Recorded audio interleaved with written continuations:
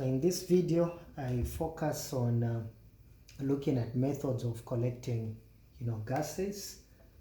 Yeah, method of collecting gases. So now there are two main factors that determine, what method is going to be used in collecting a particular gas. One, the density of the gas. Now, what do I mean when I say the density of the gas? Well, it depends whether, the gas is heavier or lighter than air. So that will determine the density of the gas. Is it lighter than air or is it heavier than air? Then the second property that you need to remember is the solubility of the gas in water. Is the gas that you are collecting able to dissolve in water, or is it insoluble in water? So the method that you are going to use will depend on these two factors that you are going to have. So now let me show you some key methods that normally we use in science when we are collecting gases. The first one has to do with displacement. It has to do with displacement of air. Now, in which direction is the air being displaced? Well, sometimes the air can be displaced upward, so we call it as being upward. So we call it as being upward displacement, upward displacement of air. So that is what you can call it. For example, if you have a gas jar, let's say that you do have a gas jar and you want to collect a particular gas. You want to collect a particular gas.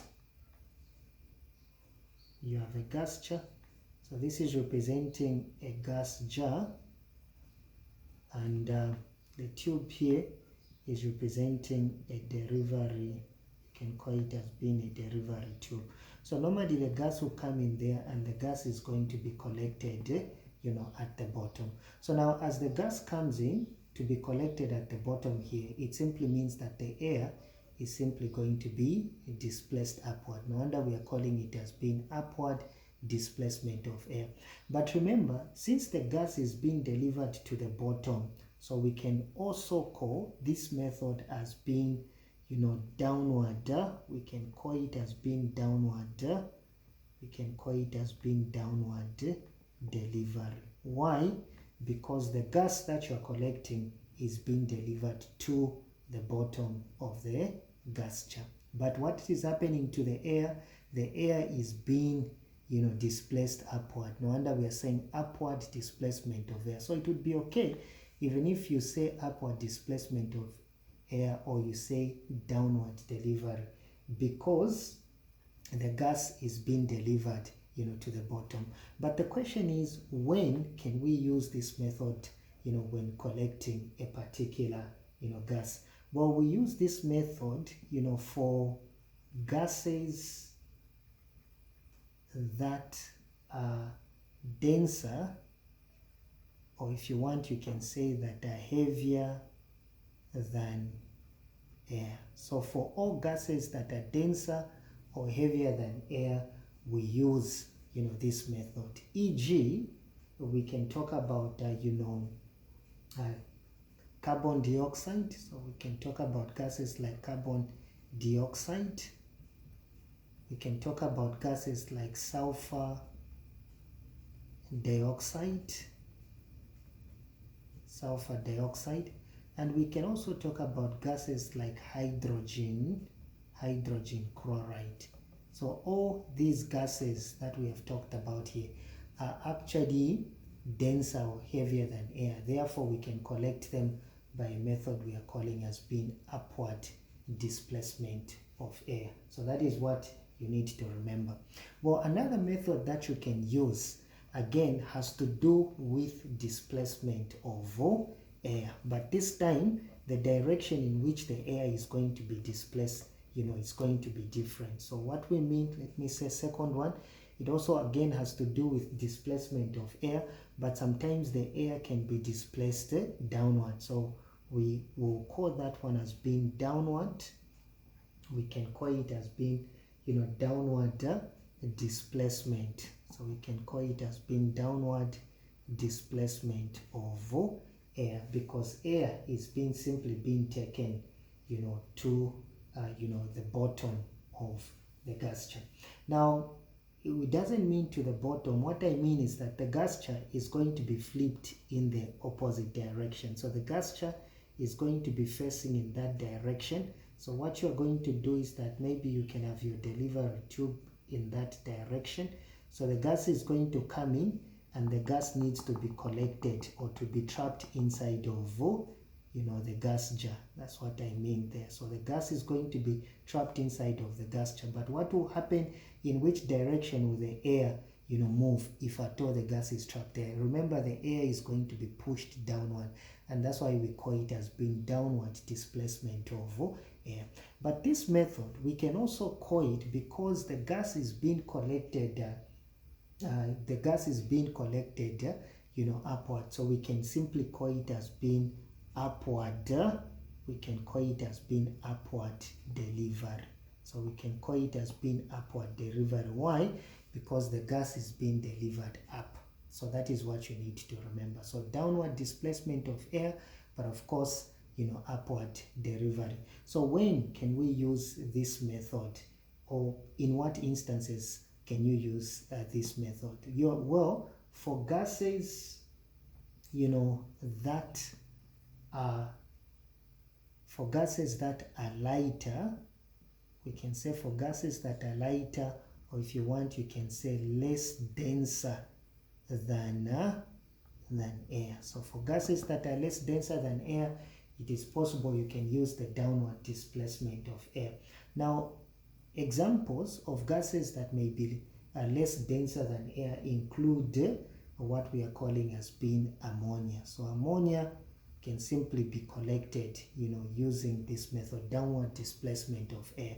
Then another one that we can talk about is hydrogen. So hydrogen gas can also be collected in this way because they are less denser than air. So remember, they will ask you sometimes, why do you use a particular method? Give a reason why you're using that method. So we use downward displacement of air, also called upward delivery, for gases that are lighter or less dense than air.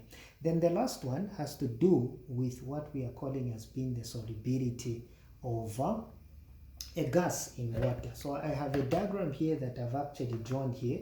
Now this method, what you're doing there is that you are collecting the gas over water. So the method has to do, so for this method that you are seeing there, the gas is being collected over water. So you are collecting it on top of the water.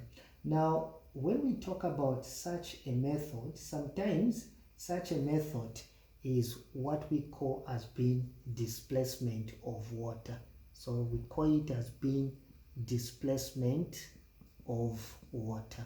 So how is water being displaced? So in most cases, the water has to be displaced downward. So downward displacement of water, as you can call it. So when the gas enters like that, bubbles will be created, and the gas slowly, so this whole thing initially will be filled up with water. So the liquid that we have inside there is water. Let me just give you that. That is still representing a gas jar. And here, this is where the gas is going to be. The gas is going to be collected.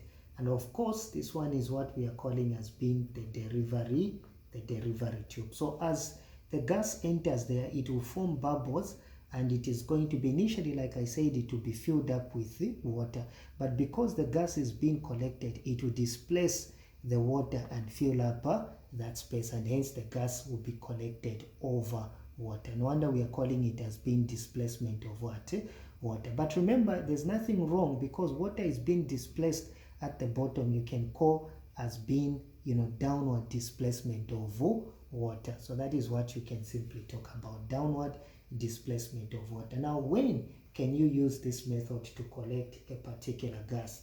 Well, we use this method for gases that are insoluble. So for gases that are insoluble in water, so those gases that are not able to dissolve in water, you can use this method. E.g., we can talk about gases like oxygen, we can talk about gases like hydrogen. So you can actually, collect such gases, using the displacement of water. That is what we mean.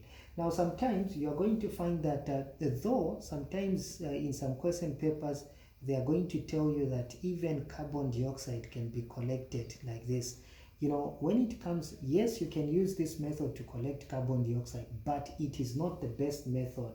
Why? Because, carbon dioxide, this gas is sparingly, so it is actually sparingly, soluble in water. So a small amount of it will be able to dissolve in the water. No wonder this method is not good. But yes, you can use it, but it's not a good method. But these gases that are not able to dissolve really in water, you can actually, collect them over water.